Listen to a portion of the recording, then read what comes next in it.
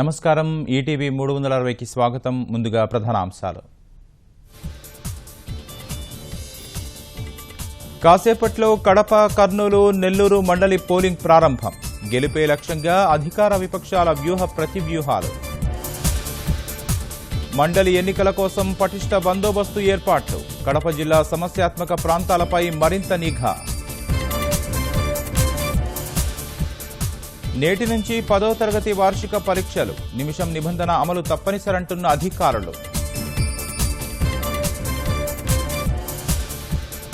ఆనంద నిలయాలుగా ఉద్యానవనాలు. పచ్చదనంతో యువతకు ఉపాధి కల్పించాలన్న సీఎం.